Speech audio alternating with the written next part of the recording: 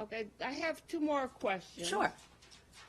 The Masrour Barzani, the Chancellor of the Kurdistan Region Security Council, just gave a talk at the Wilson Center.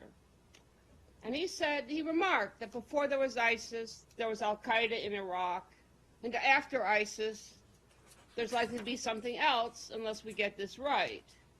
What he said was that the root cause of this radicalism was a political failure in Iraq. What would be your comment on that observation? Would you tend to agree, or do you think it's not? You know, I wouldn't speak to the Chancellor's remarks. You know, that would be for him to explain that.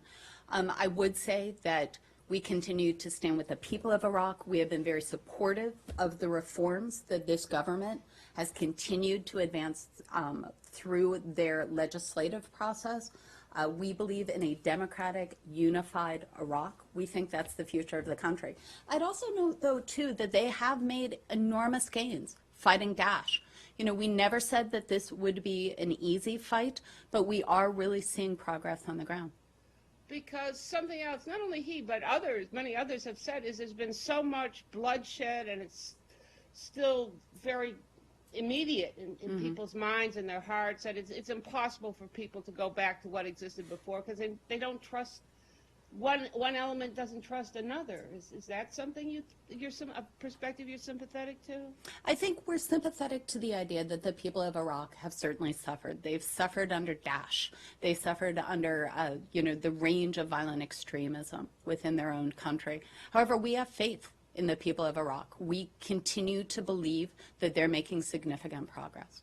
Okay. My second question then involves the remarks of Henri Barkey, who worked in this building under in the Clinton years. So, and he made the observation that countries like Turkey and Jordan, which are hosting millions of refugees from this ISIS crisis, their burden is recognized, and they get, you know, the kind of support that comes with recognition of the burden of caring for these refugees. But the Kurdistan region hosts 1.8 million, it shelters 1.8 million people, and Barkey made this observation, and doesn't receive the same kind of recognition nor the same kind of support.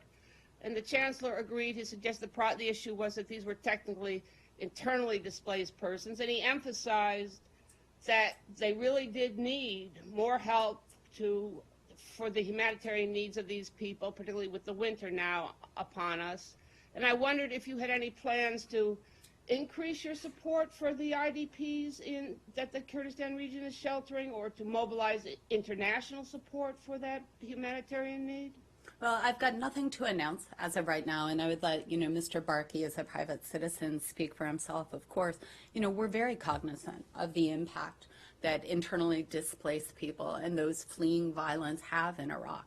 You know, we're very cognizant of the need for aid. You know, the United States continues to supply aid to the government of Iraq, and will continue to look to meet needs as they emerge.